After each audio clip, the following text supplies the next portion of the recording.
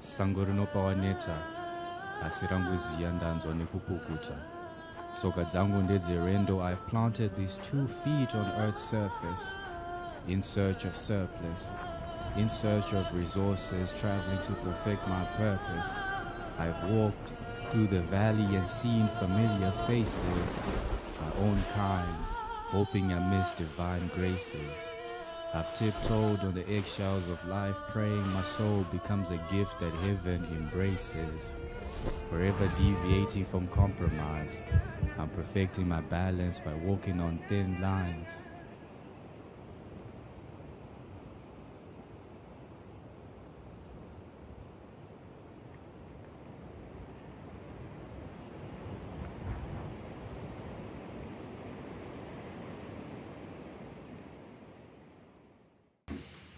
So, yeah, hi, Kuda. What's the inspiration behind poetry? Because poetry is in Zimbabwe is one of those very not so popular art forms. Yeah. So why poetry for you?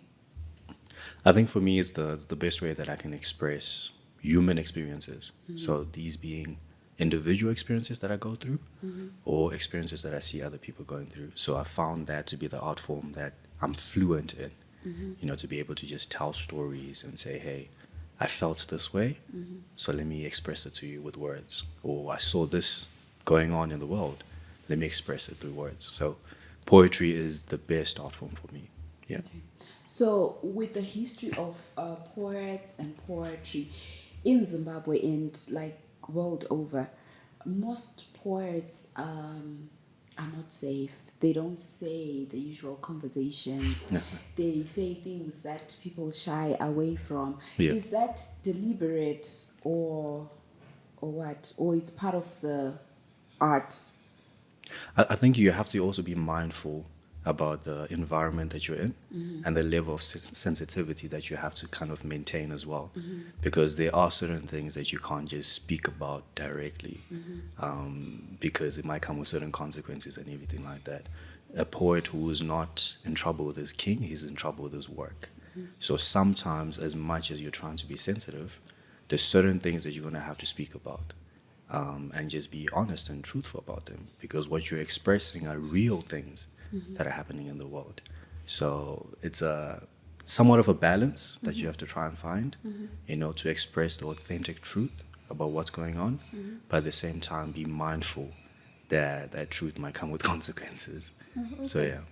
So far in your journey as an artist, as a poet, what has been some of the challenges that you've met because of being outspoken and saying things that are really sensitive and that would not be said on an usual day? I would say my work isn't necessarily that much of a protest work, I guess. So far, I haven't faced any backlash or any kind of consequences with my work. I think the only thing would be not getting appreciated enough for things that I speak about, or not being compensated enough as well for my creative work, because poetry, like you said, is this thing that people don't necessarily see as an important art form. So you don't get compensated enough for it. And it's sometimes you're putting yourself at risk by speaking about certain things that we all know is happening, but the poet is not appreciated. Okay. So is there, in Zimbabwe, is there actually a platform where poets can actually go and maybe market their work or perform for something meaningful? Are gigs available for poets out there? And are there any platforms where poets can actually go and express themselves and get compensation for it? Yeah, I do know of like multiple platforms that offer poets an opportunity to be able to perform and speak and be part of a network of poets. One platform that is like that is Easy Poetry Jam. There's also Shoka Festival has a platform for poets as well. Moonchild District, they also have some events that they put together. So just being part of those communities, you're able to then find other platforms as well that you can be part of. But to be able to find gigs, I feel like it's a matter of you as an individual. So being able to create your own value as a poet that then attracts people that would then hire you to come and perform at whatever platform they have. So an individual can say, hey, I'm having this music festival or this gospel thing that is going on or this concert, and would like to have you come through and perform at it. So it's a matter of you creating value as a poet and being outstanding as well, and also actively seeking out, to be part of certain events and certain concerts. And saying, hey, I would love to introduce poetry to your platform. Can you give me that chance and opportunity? And from then on, you're able to be part of these different gigs, and you're able to gain more traction from that as well. So the moment that you work with this organization, they're going to have a certain network of people that you then connect with. And then from there, you just continue growing. Okay. Yeah. So which are some of those platforms that you've been performing recently, or that you've actually made your mark even in the past? So I was fortunate enough to be part of Intwasa Arts Festival, Africa Youth in Daba Shoka Festival, like I mentioned. And I have done a lot of work also with the British Council, so with DG Poems, and just multiple other platforms as well, which have happened through Page Poetry Alive, which is an organization that I'm part of. So what they do is they help poets, so page poet and stage poets, to be part of different opportunities and different platforms. Yeah.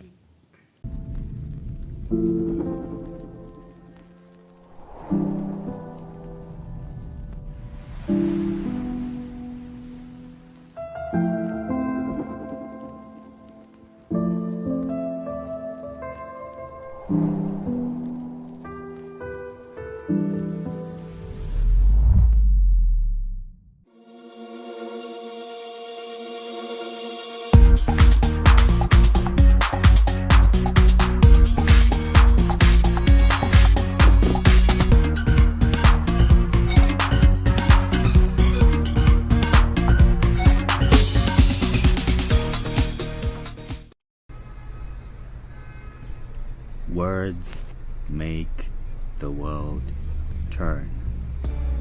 There is a correlation between poetry and pottery. In both instances, you are using pre-existing materials to shape and mold something. As a writer and poet, I recognize that I'm not inventing new words. I'm simply arranging them in a way that reveals my perspective on different matters.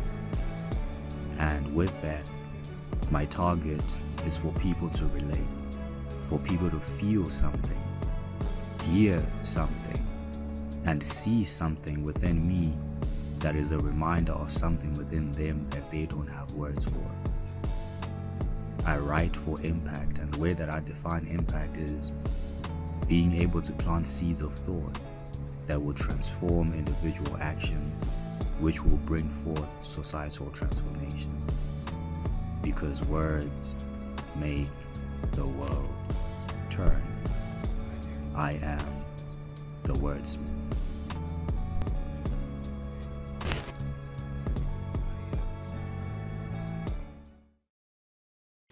So Kuda, how did this how did your poetry journey start? So I've always loved creativity, and I started off as a dancer at some point in time, and I also tried painting, but I think I was too good at it, so I was like, I should leave it. Okay. Yeah, I tried painting and drawing and all of that, so I was always trying to find a creative expression. And getting into poetry, as I always tell the story, it was because of a girl. I met a girl, and Yeah. she introduced me to poetry, and she convinced me to write poems for her. So that's how I started getting into poetry. And then at some point in time, I discovered that I could write about other things and express other things that I was feeling, apart from my love and affection for this girl. And then still together with this girl? Hey, that's a sensitive question to ask. We want to know. No, unfortunately, no. Yeah. But we are here today because of her. But we are here today because of her. Oh, okay. Yeah. So, what, for you, what does creativity mean? Creativity. Yes. It's being able to express things that are true to you, right? I think creativity is using non-existing materials to create a non-existent sequence, right? So for me, words already exist, but I'm taking them and putting them in a certain kind of sequence that was non-existent before, and I'm speaking about certain things that matter to me.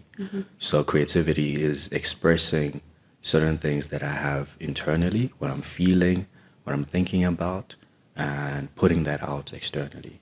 I feel like that is creativity for me as well. And before I speak about the things that I speak about, they were non-existent. And being able to manifest an idea or a thought or a feeling in a way that wasn't there before, that's creativity. Oh, okay. So, do you believe, okay, as a creative yourself, do you believe that creatives are born or they can be nurtured or professionally coached? What do you believe? I think we all are born with like a gift, and we then find creative ways to use that gift.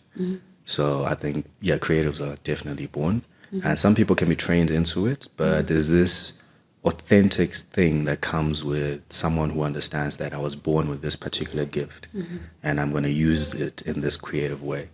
But yeah, everyone essentially has an aspect of creativity that they have, because God is a creative being. And when he made us, he infused us with an aspect of him and his nature. And his nature is creativity. So we are all able to create. Okay.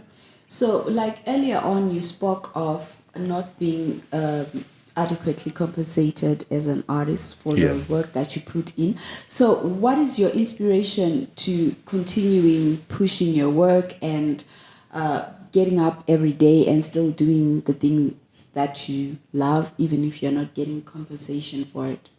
I think I'm quite solid on the purpose of my work. So I know what I'm doing and why I'm doing it.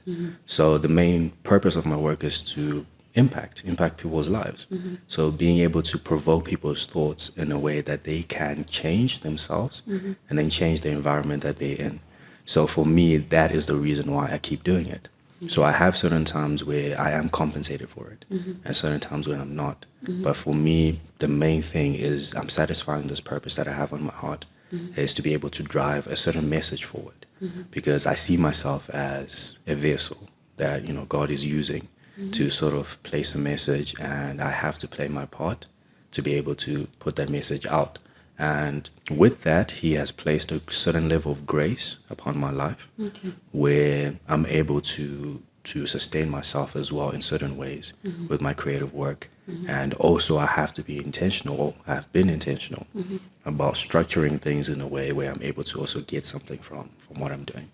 Okay. Yeah. So, artists have also been, okay, actually, people say that why the creative sector is not growing in Zimbabwe. It's because artists do not want to take criticism. They don't take criticism very well.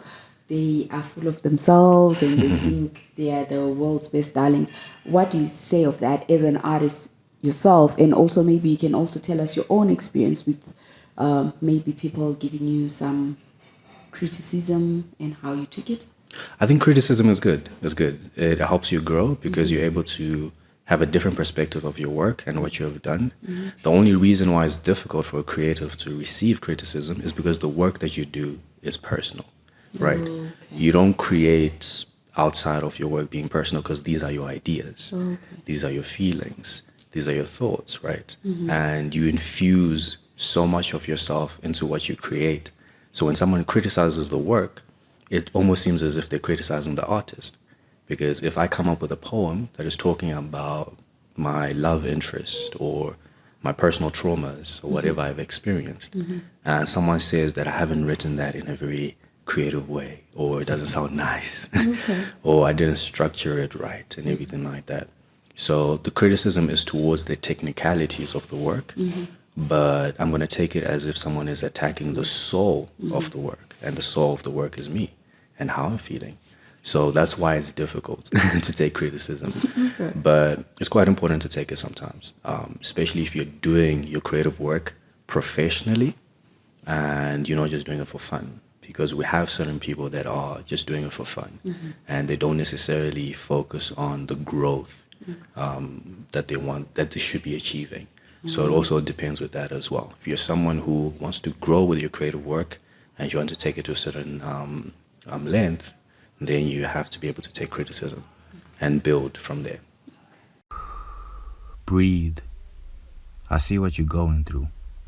It's a fight for freedom. At war with yourself, so you put your life on the line by seeking validation online, and when you don't get it, you decorate your wrist with a line. It's a fight for freedom. At war with the lies of this world, so you almost hanged yourself with a rope of broken promises.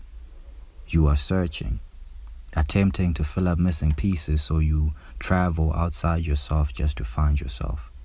Intimidated by your own imperfections, but little do you know that your flaws are divine. Far from broken glass, your image is a reflection of God's design. Learn that life is more digestible when you take slow sips of every sunrise. Your lungs are a canvas. Inhale art, and you will find the right colors to breathe for. Breathe.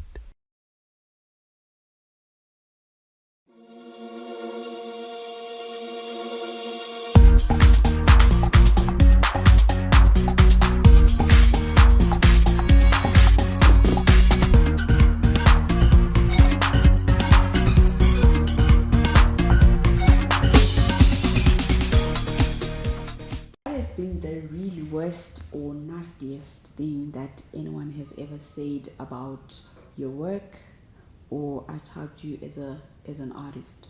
Worst thing someone has said. I think indirectly certain people have told me that what I'm doing has no value, or they state that they don't see where I'm going with this. Right? And people always say that in the most subtle ways possible. So you introduce yourself and you say, hey, I'm a poet and I'm a writer. And then you have conversations and they're like, but you know, sometimes with poetry and writing in Zimbabwe, you know. So I think that's been some of the nastiest things that people have said. I can't think of anything that goes beyond that. But yeah. Oh, all right. So people really like you out there. So I've been fortunate enough to come across nice people. Yeah, that's a blessing. It's a blessing. You haven't come across me, definitely. So maybe like, what words of inspiration would you, or advice that you would want to maybe give artists or like aspiring poets or poets who are already doing their thing out there and they are sort of like feeling discouraged right now? And I think in general, as a creative, it's very important for you to define what it is that you do and know why you do what you do, right? I personally refuse to associate myself with this notion that a lot of creatives associate themselves with, where they make it seem as if they do this mysteriously creative thing that cannot be defined or categorized. And they make it seem as if they are these mysteriously creative beings that cannot be defined or categorized, right? And I believe that we are given gifts, and those gifts come with a definition, and they come with a stated purpose. And the creative work that you do with those gifts is something that is supposed to have a definition and a purpose, right? So I know I've been given the gift of speaking, and the creative work that I do with that is poetry, and the purpose is to impact people's lives. So if at any point in time I take on other mediums, or I create an amalgamation of work where I take this art form and this art form and this art form, I still know that this is what I do and this is my purpose, right? So being able to be that kind of individual where you fully can define what it is that you're doing and you can state your purpose. And I would hate to exist in a space where, because I'm doing so many things at the same time, I confuse myself as to what I'm doing and where I'm going. And I become an individual that says, hey, I think what I do is not necessarily poetry. It's beyond that. It's more like, no, I'm a writer, poet, a storyteller. I tell stories to impact people's lives. And those stories come in the form of poems. And some of the times those poems are interpreted through visuals, which are films, short videos, paintings, photographs, and sometimes I fuse my poetry with music.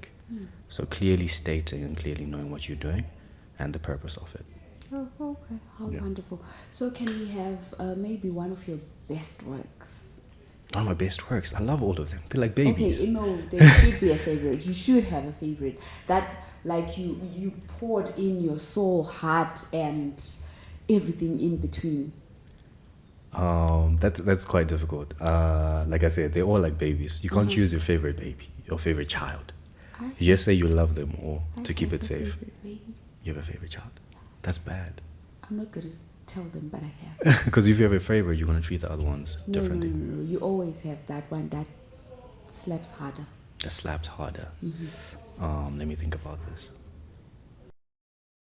Okay, so this one's called intellectual fluency. So, intellectual fluency. I mastered the master's tongue, spit painting metaphors, intellectual waterfalls. These are the warfares of a soldier with a pen. I am a student to God's iris. My syllabus is the ocean. He is teaching my spirit how to see. I'm sea surfing through time. Existence distinctive, skin descriptive of the primitive. I sometimes photosynthesize, because to connect to the Father, you should absorb the Son. Peace and blessings. My name is Kuda Rice. I am a writer, poet, and storyteller, and I'm here on Year Ground.